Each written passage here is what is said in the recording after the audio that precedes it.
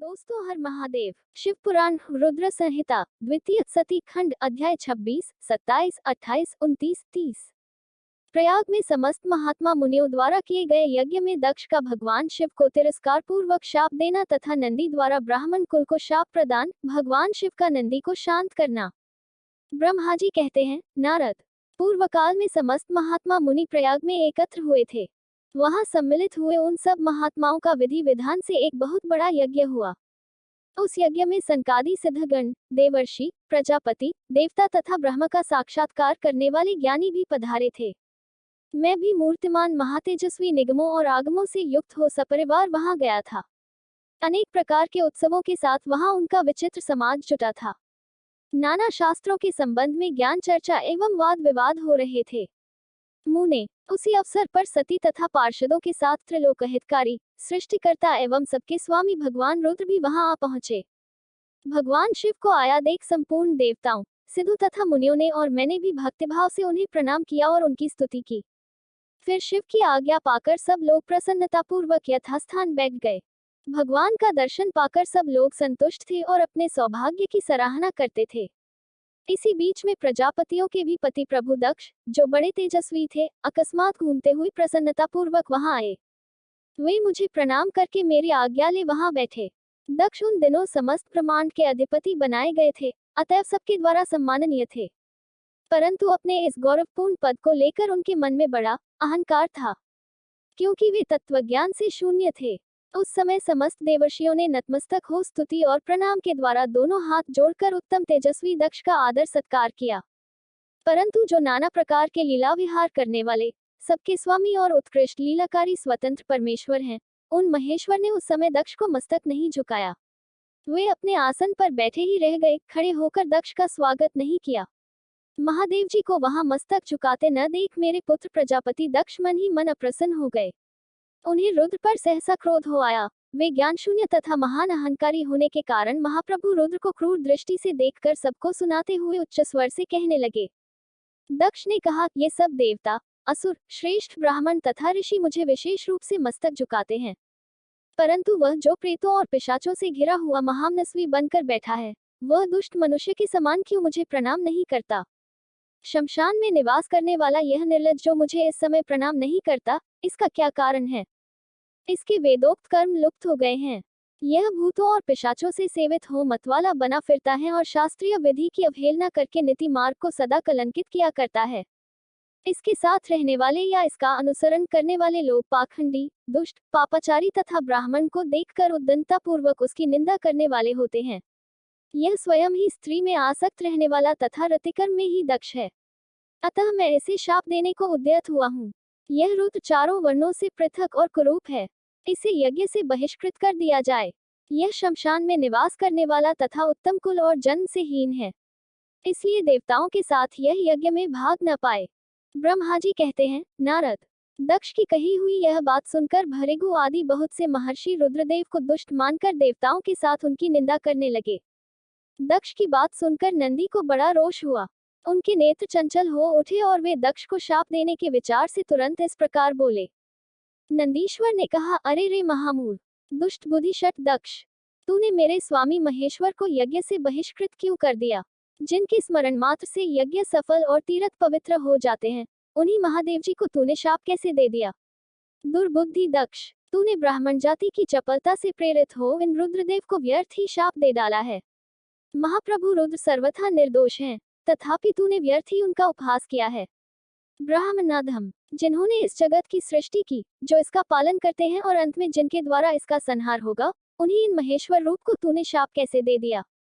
नंदी के इस प्रकार फटकारने पर प्रजापति दक्ष रोष से आग बबूला हो गए और उन्हें शाप देते हुए बोले, अरे रुद्रगणों, तुम सब लोग वेद से बहिष्कृत हो जाओ, वैदिक मार्ग से भ्रष्ट तथा महर्षियों द्वारा परित्यक्त हो पाखंडवाद से लग जाओ और शिष्टाचार से दूर रहो। सिर पर जटा और शरीर में भस्म एवं हड्डियों के आभूषण धारण करके मद्यपान में आसक्त रहो। जब दक्ष ने शिव के पार्षदों को इस प्रकार शाप दे दिया, तब उस शाप को सुनकर शिव के प्रिय भक्त नंदी अत्यंत रोष के वशीभूत हो गए। शिलाद पुत्र नंदी भगवान शिव के प्रिय पार्षद और तेजस्वी हैं। वे गर्व से भरे हुए महादुष्ट दक्ष को तत्काल इस प्रकार उत्तर देने लगे। नंदीश्वर बोले, अरे शठ, दुर्बुद्धि दक्ष, तुझे शिव के तत्व का बिल्कुल ज्ञान नहीं है, अतः तूने शिव के पार्षदों को व्यर्थ ही शाप दिया है। अहंकारी दक्ष, जिनके चित्त में दुष्टता भरी है, उन भृगु आदि ने भी ब्राह्मणत्व के अभिमान में आकर महाप्रभु महेश्वर का उपहास किया है। अतः यहाँ जो भगवान रुद्र से विमुक्त तुझ जैसे दुष्ट ब्राह्मण विद्यमान हैं, उनको मैं रुद्रतेज के प्रभाव से ही शाप दे रहा हूँ। तुझ जैसे ब्राह्मण कर्मफल के प्रशंसक वेदवाद में फंसकर वेद के तत्वज्ञान से शून्य हो जाएं।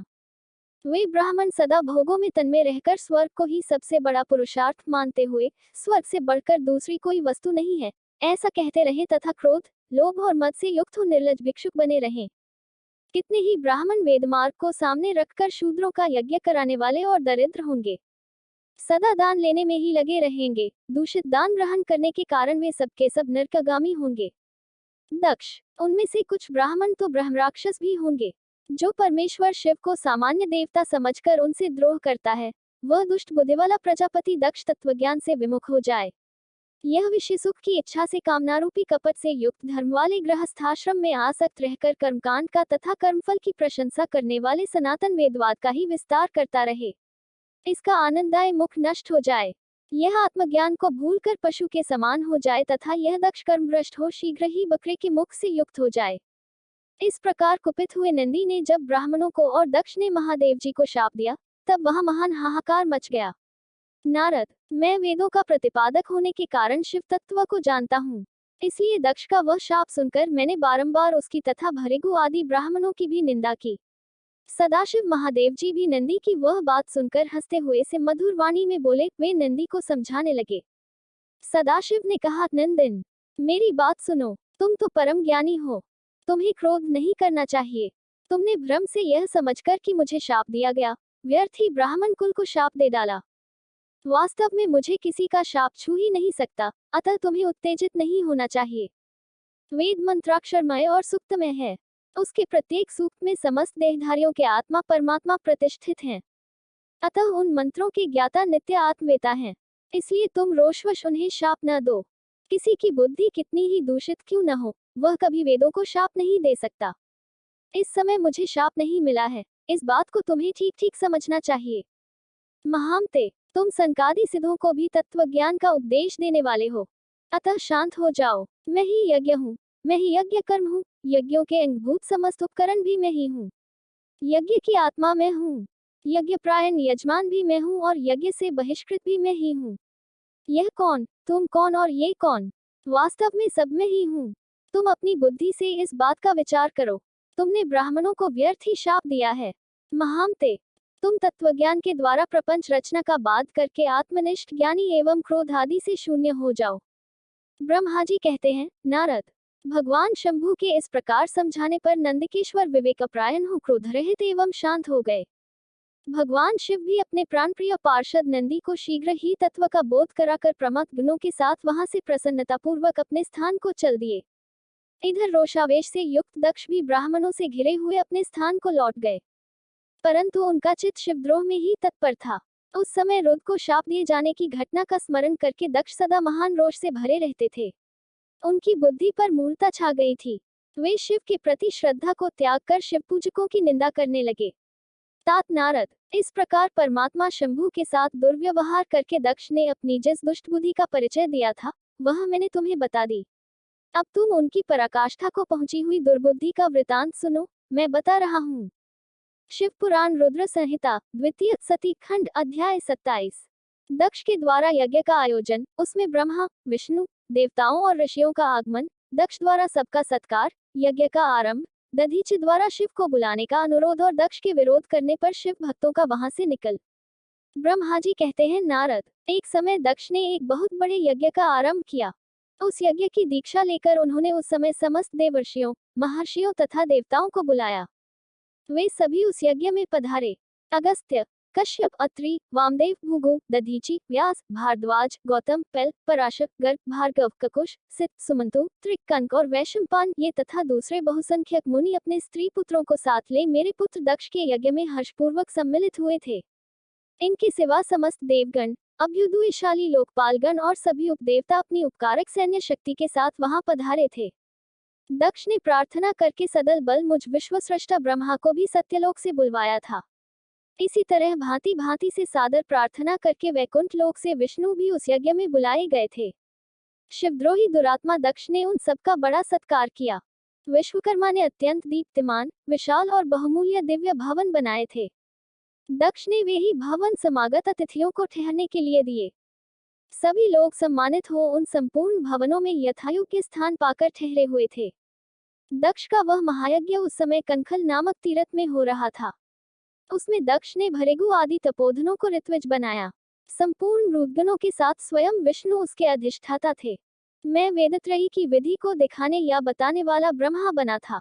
इसी तरह संपूर्ण दीपाल अपने आयुधों और परिवारों के साथ द्वारपाल एवं रक्षक बने थे और सदा कौतूहल पैदा करते थे। स्वयं यज्ञ सुंदर रूप धारण करके दक्ष के उस यज्ञ मंडल में उपस्थित था। महामुनियों में श्रेष्ठ सभी महर्षि स्वयं वेदों के धारण करने वाले हुए थे। अग्नि ने भी उस यज्ञ महोत्सव में शीघ्र ही हविष्य ग्रहण करने के लिए अपने सहस्त्रों रूप प्रकट किए थे। वहां 88,000 एक साथ हवन करते थे। 64,000 देवर्षि उद्गाता थे। अध्वर्यु एवं होता भी उतने ही थे। नारद आदि देवर्षि और सप्तर्षि पृथक पृथक गाथा गान कर रहे थे। दक्ष ने अपने उस महायज्ञ में गंधर्वों, विद्याधरों, सिद्धों, 12 आदित्यों, उनके गणों, यज्ञों तथा नागलोक में विचरने वाले समस्त नागों का भी बहुत बड़ी संख्या में वरण किया था। ब्रह्मर्षि, राजर्षि और देवर्षियों के समुदाय तथा बहुसंख्यक नरेश भी उसमें आमंत्रित थे, जो अपने मित्रों, मंत्रियों तथा सेनाओं के साथ आए थे। यजमान दक्ष ने उस यज्ञ में वसु आदि समस्त गण देवताओं का भी वरण किया था। कौतुक और मंगलाचार करके जब दक्ष ने यज्ञ की दीक्षा ली तथा जब उनके लिए बारंबार स्वस्तिवाचन किया जाने लगा, तब वे अपनी पत्नी के साथ बड़ी शोभा पाने लगे। इतना सब करने पर भी दुरात्मा दक्ष ने उस यज्ञ में शंभु को नहीं आमंत्रित किया। उनकी दृष्टि में कपालधारी होने के कारण वे निश्चय ही यज्ञ में भाग पाने योग्य नहीं थे। सती प्रजापति दक्ष की प्रिय पुत्री थी तो भी कपाली की पत्नी होने के कारण दोषदर्शी दक्ष ने उन्हें अपने यज्ञ में नहीं बुलाया। इस प्रकार जब दक्ष का वह यज्ञ महोत्सव आरंभ हुआ और यज्ञ मंडप में आए हुए सब अपने अपने कार्य में संलग्न हो गए, उस समय वहां शंकर को उपस्थित न देख शिव भक्त दधीचि का चित्त अत्यंत उद्विग्न हो उठा और वे यूं बोले। दधीचि ने कहा, मुख्य मुख्य देवताओं तथा महर्षियों, आप सब लोग प्रशंसा पूर्वक मेरी बात सुने। इस यज्ञ महोत्सव में शंकर नहीं आए हैं, इसका क्या कारण है? यद्यपि ये देवेश्वर, बड़े बड़े मुनि और लोकपाल यहाँ पधारे हैं, तथापि उन महात्मा पिनाकपाणी शंकर के बिना यह यज्ञ अधिक शोभा नहीं पा रहा है। बड़े बड़े विद्वान कहते हैं कि मंगलमय शिव की कृपा दृष्टि से ही समस्त मंगल कार्य संपन्न होते हैं। जिनका ऐसा प्रभाव है, वे पुराण पुरुष वृषभध्वज परमेश्वर श्री नीलकंठ यहाँ क्यों नहीं दिखाई दे रहे हैं? दक्ष, जिनके संपर्क में आने पर अथवा जिनके स्वीकार कर लेने पर अमंगल भी मंगल हो जाते हैं तथा जिनके 15 नेत्रों से देखे जाने पर बड़े बड़े नगर तत्काल मंगलमय हो जाते हैं, उनका इस यज्ञ में पदार्पण होना अत्यंत आवश्यक है। इसलिए तुम्हें स्वयं ही परमेश्वर शिव को यहाँ शीघ्र बुलाना चाहिए अथवा ब्रह्मा, प्रभावशाली विष्णु, देवराज इंद्र, लोकपाल गणों, ब्राह्मणों और सिद्धों की सहायता से सर्वथा प्रयत्न करके इस समय यज्ञ की पूर्ति के लिए तुम्हें शंकर को यहाँ ले आना चाहिए। आप सब लोग उस स्थान पर जाए जहां महेश्वर देव विराजमान हैं। वहां से दक्षनंदिनी सती के साथ शंभु को यहाँ तुरंत ले आएं। देवेश्वरों, जगदम्बा सहित वे परमात्मा शिव यदि यहाँ आ गए तो उनसे सब कुछ पवित्र हो जाएगा। उनके स्मरण से, उनके नाम लेने से सारा कार्य पुण्य में बन जाता है। अतः पूर्ण प्रयत्न करके वृषभध्वज को यहाँ ले आना चाहिए। शंकर के यहाँ पदार्पण करते ही यह यज्ञ पवित्र हो जाएगा, अन्यथा यह पूरा नहीं हो सकेगा, यह मैं सत्य कहता हूँ। दधीचि का यह वचन सुनकर दुष्ट बुद्धि वाले मूढ़ दक्ष ने हंसते हुए से रोषपूर्वक कहा, विष्णु संपूर्ण देवताओं के मूल हैं, जिनमें सनातन धर्म प्रतिष्ठित है। जब इनको मैंने सादर बुला लिया है तब इस यज्ञ कर्म में क्या कमी हो सकती है? जिनमें वेद, यज्ञ और नाना प्रकार के समस्त कर्म प्रतिष्ठित हैं, वे विष्णु तो यहाँ आ ही गए हैं। इनके सिवा सत्यलोक से लोक पितामह ब्रह्मा वेदों, उपनिषदों और विविध आगमों के साथ यहाँ पधारे हैं। देवगणों के साथ स्वयं देवराज इंद्र का भी शुभागमन हुआ है तथा आप जैसे निष्पाप महर्षि भी यहाँ आ गए हैं। जो महर्षि यज्ञ में सम्मिलित होने के योग्य, शांत और सुपात्र हैं, वेद और वेदार्थ के तत्व को जानने वाले हैं और दृढ़तापूर्वक व्रत का पालन करते हैं, वे सब और स्वयं आप भी जब यहाँ पदार्पण कर चुके हैं, तब हमें यहाँ रुद्र से क्या प्रयोजन है? विप्रवर, मैंने ब्रह्मा जी के कहने से ही अपनी कन्या रुद्र को ब्याह दी थी। वैसे मैं जानता हूँ, हरकुलीन नहीं है, उनके न माता है न पिता। वे भूतों, प्रेतों और पिशाचों के स्वामी हैं, अकेले रहते हैं। उनका अतिक्रमण करना दूसरों के लिए अत्यंत कठिन है। वे आत्मप्रशंसक, मूढ़, जड, मौनी और ईर्ष्यालु हैं। इस यज्ञ कर्म में बुलाए जाने योग्य नहीं है, इसलिए मैंने उनको यहाँ नहीं बुलाया है। अतः दधीचि जी, आपको फिर कभी ऐसी बात नहीं कहनी चाहिए। मेरी प्रार्थना है कि आप सब लोग मिलकर मेरे इस यज्ञ को सफल बनावें।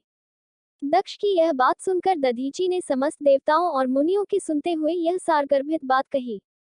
दधीचि बोले, दक्ष, उन शिव के बिना यह यज्ञ अयज्ञ हो गया, अब यह यज्ञ कहलाने योग्य ही नहीं रह गया। विशेषतः इस यज्ञ में तुम्हारा विनाश हो जाएगा। ऐसा कहकर दधीचि दक्ष की यज्ञशाला से अकेले ही निकल पड़े और तुरंत अपने आश्रम को चल दिए। तदनंतर जो मुख्य शिव भक्त तथा शिव के मत का अनुसरण करने वाले थे, वे भी दक्ष को वैसा ही शाप देकर तुरंत वहां से निकले और अपने आश्रमों को चले गए। मुनिवर दधीचि तथा दूसरे ऋषियों के उस यज्ञ मंडप से निकल जाने पर दुष्टबुद्धि शिवद्रोही दक्ष ने उन मुनियों का उपहास करते हुए कहा। दक्ष बोले, जिन्हें शिव ही प्रिय हैं, वे नाम मात्र के ब्राह्मण दधीचि चले गए। उन्हीं के समान जो दूसरे थे, वे भी मेरी यज्ञशाला से निकल गए। यह बड़ी शुभ बात हुई। मुझे सदा यही अभीष्ट है। देवेश, देवताओं और मुनियों, मैं सत्य कहता हूँ, जिनके चित्त की विचार शक्ति नष्ट हो गई है, जो मंदबुद्धि है और मिथ्यावाद में लगे हुए हैं, ऐसे वेद बहिष्कृत दुराचारी लोगों को यज्ञ कर्म में त्याग ही देना चाहिए। विष्णु आदि आप सब देवता और ब्राह्मण वेदवादी हैं, अतः मेरे इस यज्ञ को शीघ्र ही सफल बनावें। ब्रह्मा जी कहते हैं, दक्ष की यह बात सुनकर शिव की माया से मोहित हुए समस्त देवर्षि उस यज्ञ में देवताओं का पूजन और हवन करने लगे। मुनीश्वर नारद, इस प्रकार उस यज्ञ को जो शाप मिला, उसका वर्णन किया गया। अब यज्ञ के विध्वंस की घटना को बताया जाता है, आदर पूर्वक सुनो। शिव पुराण रुद्र संहिता द्वितीय सती खंड अध्याय 28। दक्ष यज्ञ का समाचार पा सती का शिव से वहां चलने के लिए अनुरोध। दक्ष के शिवद्रोह को जानकर शिव की आज्ञा से देवी सती का पिता के यज्ञ मंडप की ओर शिवगणों के साथ प्रस्थान। ब्रह्मा जी कहते हैं, नारद, जब देवर्षिगण बड़े उत्साह और हर्ष के साथ दक्ष के यज्ञ में जा रहे थे, उसी समय दक्ष कन्या देवी सती गंधमादन पर्वत पर चंदोवे से युक्त धारागृह में सखियों से घिरी हुई भांति भांति की उत्तम क्रीडाएं कर रही थी। प्रसन्नतापूर्वक क्रीड़ा में लगी हुई देवी सती ने उस समय रोहिणी के साथ दक्ष यज्ञ में जाते हुए चंद्रमा को देखा।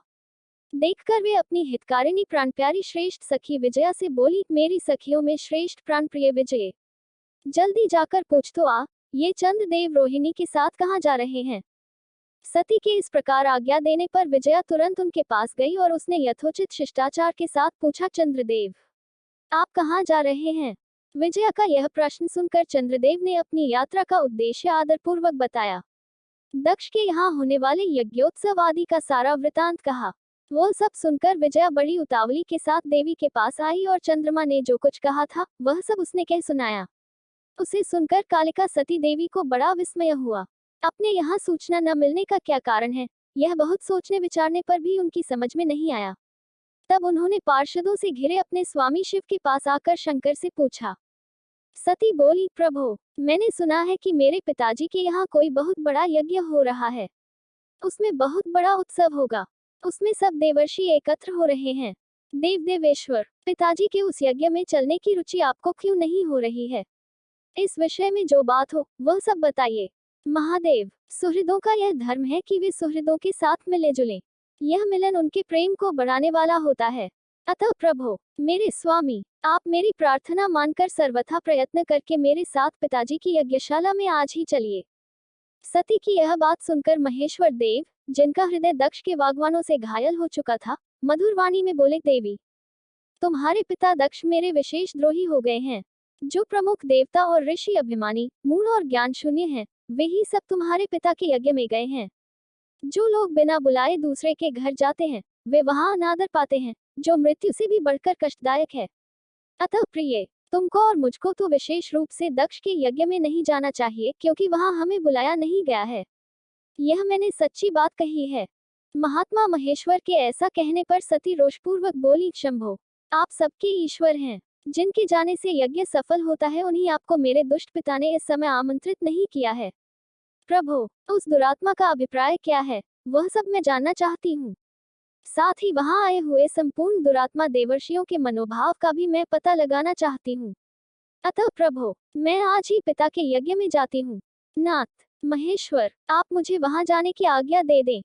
देवी सती के ऐसा कहने पर सर्वज्ञ, सर्वद्रष्टा, सृष्टिकर्ता एवं कल्याण स्वरूप रुद्र उनसे इस प्रकार बोले।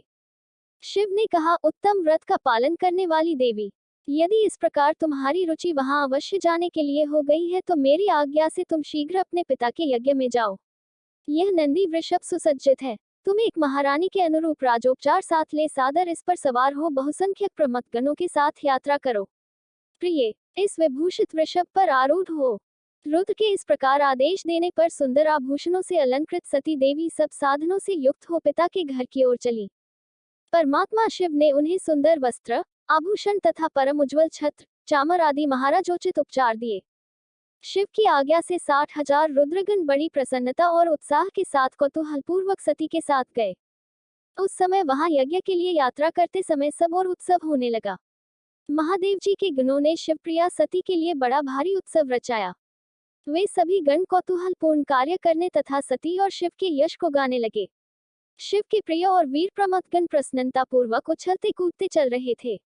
जगदम्बा के यात्रा काल में सब प्रकार से बड़ी भारी शोभा हो रही थी। उस समय जो सुखद जय जयकार आदि का शब्द प्रकट हुआ, उससे तीनों लोग गूंज उठे। शिव पुराण रुद्र संहिता द्वितीय सती खंड अध्याय 29। यज्ञशाला में शिव का भाग न देखकर सती के रोषपूर्ण वचन, दक्ष द्वारा शिव की निंदा सुन दक्ष तथा देवताओं को धिक्कार फटकार कर सती द्वारा अपने प्राण त्याग का निश्चय किया। ब्रह्मा जी कहते हैं, नारद, दक्ष कन्या सती उस स्थान पर गई जहां वह प्रकाश से युक्त यज्ञ हो रहा था। वहां देवता, असुर और मुनींद्र आदि के द्वारा कौतूहलपूर्ण कार्य हो रहे थे। सती ने वहां अपने पिता के भवन को नाना प्रकार की आश्चर्यजनक वस्तुओं से संपन्न, उत्तम प्रभा से परिपूर्ण, मनोहर तथा देवताओं और ऋषियों के समुदाय से भरा हुआ देखा।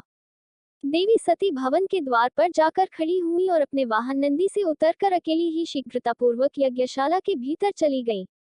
सती को आई देख उनकी यशस्विनी माता असिकनी वीरनी ने और बहनों ने उनका यथोचित आदर सत्कार किया, परंतु दक्ष ने उन्हें देखकर भी कुछ आदर नहीं किया तथा उन्हीं के भय से शिव की माया से मोहित हुए दूसरे लोग भी उनके प्रति आदर का भाव न दिखा सके। मुने, सब लोगों के द्वारा तिरस्कार प्राप्त होने से सती देवी को बड़ा विस्मय हुआ तो भी उन्होंने अपने माता पिता के चरणों में मस्तक झुकाया। उस यज्ञ में सती ने विष्णु आदि देवताओं के भाग देखे, परंतु शंभु का भाग उन्हें कहीं नहीं दिखाई दिया। तब सती ने दुसह क्रोध प्रकट किया। वे अपमानित होने पर भी रोष से भरकर सब लोगों की ओर क्रूर दृष्टि से देखती और दक्ष को जलाती हुई बोली। सती ने कहा, प्रजापते, आपने परम मंगलकारी शिव को इस यज्ञ में क्यों नहीं बुलाया, जिनके द्वारा यह संपूर्ण चराचर जगत पवित्र होता है, जो स्वयं ही यज्ञवेताओं में श्रेष्ठ, यज्ञ के अंग, यज्ञ की दक्षिणा और यज्ञकर्ता यजमान है। उन शिव के बिना यज्ञ की सिद्धि कैसे हो सकती है? अहो, जिनके स्मरण करने मात्र से सब कुछ पवित्र हो जाता है, उन्हीं के बिना किया हुआ यह सारा यज्ञ अपवित्र हो जाएगा। द्रव्य, मंत्र आदि, हव्य और कव्य ये सब जिनके स्वरूप हैं, उन्हीं शिव के बिना इस यज्ञ का आरंभ कैसे किया गया? क्या आपने शिव को सामान्य देवता समझकर उनका अनादर किया है? आज आपकी बुद्धि भ्रष्ट हो गई है, इसलिए आप पिता होकर भी मुझे अधम जच रहे हैं। अरे, ये विष्णु और ब्रह्मा आदि देवता तथा मुनि अपने प्रभु शिव के आए बिना इस यज्ञ में कैसे चले आए? ऐसा कहने के बाद शिव स्वरूपा परमेश्वरी सती ने विष्णु, ब्रह्मा, इंद्र आदि सब देवताओं को तथा समस्त ऋषियों को बड़े कड़े शब्दों में फटकारा। ब्रह्मा जी कहते हैं, नारद, इस प्रकार क्रोध से भरी हुई जगदम्बा सती ने वहां व्यथित हृदय से अनेक प्रकार की बातें कही। श्री विष्णु आदि समस्त देवता और मुनि जो वहां उपस्थित थे, सती की बात सुनकर चुप रह गए। अपनी पुत्री के वैसे वचन सुनकर कुपित हुए दक्ष ने सती की ओर क्रूर दृष्टि से देखा और इस प्रकार कहा। दक्ष बोले, भद्रे, तुम्हारे बहुत कहने से क्या लाभ? इस समय यहाँ तुम्हारा कोई काम नहीं है। तुम जाओ या ठहरो, यह तुम्हारी इच्छा पर निर्भर है। तुम यहाँ आई ही क्यों? समस्त विद्वान जानते हैं कि तुम्हारे पति शिव अमंगल रूप हैं। वे कुलीन भी नहीं हैं, वेद से बहिष्कृत हैं और भूतों, प्रेतों तथा पिशाचों के स्वामी हैं। वे बहुत ही कुवेश धारण किए रहते हैं, इसीलिए रुद्र को इस यज्ञ के लिए नहीं बुलाया गया है। बेटी, मैं रुद्र को अच्छी तरह जानता हूँ, अतः जानबूझकर ही मैंने देवर्षियों की सभा में उनको आमंत्रित नहीं किया है। रुद्र को शास्त्र के अर्थ का ज्ञान नहीं है, वे उद्दंड और दुरात्मा हैं। मुझमृण पापी ने ब्रह्मजी के कहने से उनके साथ तुम्हारा विवाह कर दिया था। अतः शुचिस्मिते, तुम क्रोध छोड़कर स्वस्थ शांत हो जाओ। इस यज्ञ में तुम आ ही गई तो स्वयं अपना भाग या दहेज ग्रहण करो। दक्ष के ऐसा कहने पर उनकी त्रिभुवन पूजिता पुत्री सती ने शिव की निंदा करने वाले अपने पिता की ओर जब दृष्टिपात किया, तब उनका रोष और भी बढ़ गया। वे मन ही मन सोचने लगी कि अब मैं शंकर जी के पास कैसे जाऊंगी। यदि शंकर जी के दर्शन की इच्छा से वहां गई और उन्होंने यहाँ का समाचार पूछा तो मैं उन्हें क्या उत्तर दूंगी। तदनंतर तीनों लोकों की जननी सती रोषावेश से युक्त हो लंबी सांस खींचती हुई अपने दुष्ट हृदय पिता दक्ष से बोली। सती ने कहा, जो महादेव जी की निंदा करता है अथवा जो उनकी होती हुई निंदा को सुनता है, वे दोनों तब तक नरक में पड़े रहते हैं जब तक चंद्रमा और सूर्य विद्यमान है। यो निंदति महादेव निंद्यमान शृणोति वा तावुभो नरकम या तो यावत चंद्र देवा करो। शिव पुराण रुद्र संहिता 38 अतः तात। मैं अपने इस शरीर को त्याग दूंगी, जलती आग में प्रवेश कर जाऊंगी। अपने स्वामी का अनादर सुनकर अब मुझे अपने इस जीवन की रक्षा से क्या प्रयोजन। यदि कोई समर्थ हो तो वह स्वयं विशेष यत्न करके शंभू की निंदा करने वाले पुरुष की जीभ को बलपूर्वक काट डाले, तभी वह शिव निंदा श्रवण के पाप से शुद्ध हो सकता है, इसमें संशय नहीं है। यदि कुछ कर सकने में असमर्थ हो तो पुरुष को चाहिए कि वह दोनों कान बंद करके वहां से निकल जाए। इससे वह शुद्ध रहता है, दोष का भागी नहीं होता, ऐसा श्रेष्ठ कहते हैं। इस प्रकार धर्म नीति बताने पर सती को अपने आने के कारण बड़ा पश्चाताप हुआ। उन्होंने व्यधित चित्त से शंकर के वचन का स्मरण किया। फिर सती अत्यंत कुपित हो दक्ष से, उन विष्णु आदि समस्त देवताओं से तथा मुनियों से भी निडर होकर बोली। सती ने कहा, तात, तुम शंकर के निंदक हो, इसके लिए तुम्हें पश्चाताप होगा। यहाँ दैक भोग कर अंत में तुम्हें यातना भोगनी पड़ेगी। इस लोक में जिनके लिए न कोई प्रिय है न प्रिय, उन निर्वैर परमात्मा शिव के प्रतिकूल तुम्हारे सिवा दूसरा कौन चल सकता है। जो दुष्ट लोग हैं, वे सदा ईर्ष्यापूर्वक यदि महापुरुषों की निंदा करें तो उनके लिए यह कोई आश्चर्य की बात नहीं है। परंतु जो महात्माओं के चरणों की रज से अपने अज्ञानांधकार को दूर कर चुके हैं, उन्हें महापुरुषों की निंदा शोभा नहीं देती। जिनका शिव यह दो अक्षरों का नाम कभी बातचीत के प्रसंग से मनुष्यों की वाणी द्वारा एक बार भी उच्चारित हो जाए तो वह संपूर्ण पापराशि को शीघ्र ही नष्ट कर देता है, उन्हीं पवित्र कीर्ति वाले निर्मल शिव से तुम द्वेष करते हो। आश्चर्य है, वास्तव में तुम अशिव अमंगल रूप हो। महापुरुषों के मन रूपी मधुकर ब्रह्मानंदमय रस का पान करने की इच्छा से जिनके सर्वार्थदायक चरण कमलों का निरंतर सेवन किया करते हैं, उन्हीं से तुम मूर्खतावश द्रोह करते हो। जिन्हें तुम नाम से शिव और काम से अशिव बताते हो, उन्हें क्या तुम्हारे सिवा दूसरे नहीं जानते।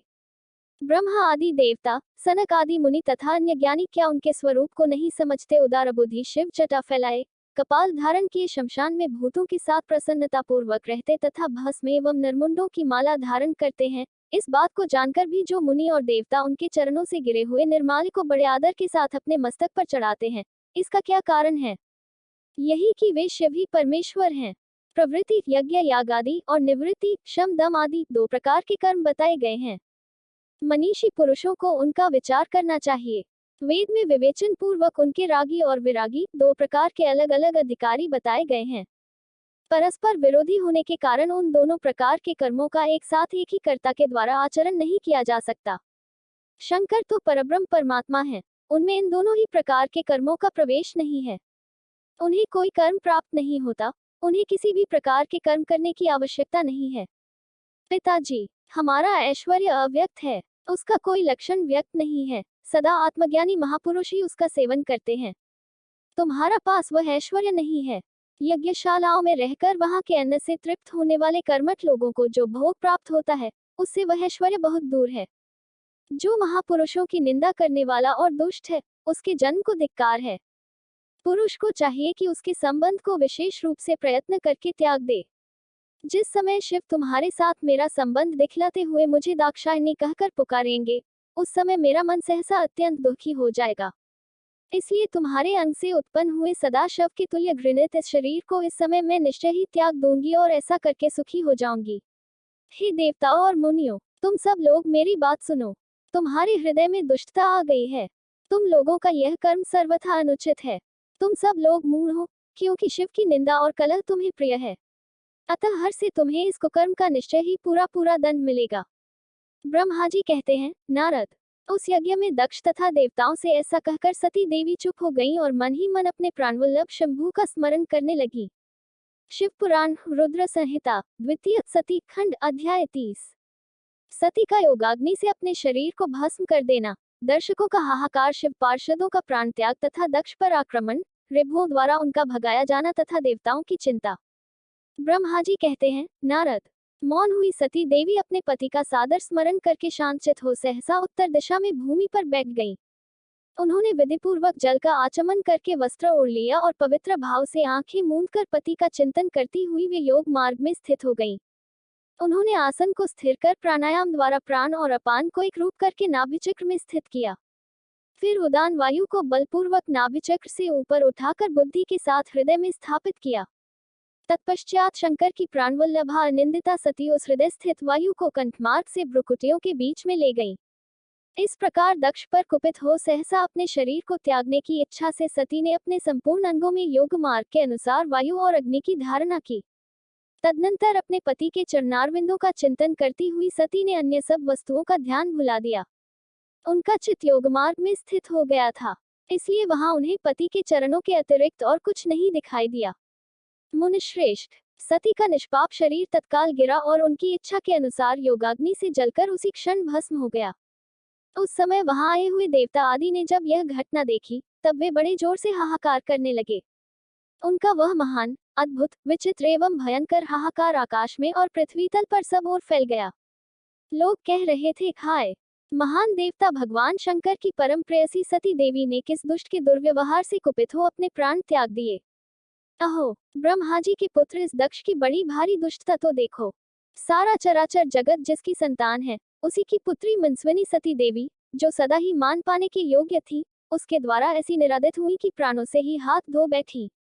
भगवान वृषभध्वज की प्रिया सती सदा सभी सत्पुरुषों के द्वारा निरंतर सम्मान पाने की अधिकारिणी थी।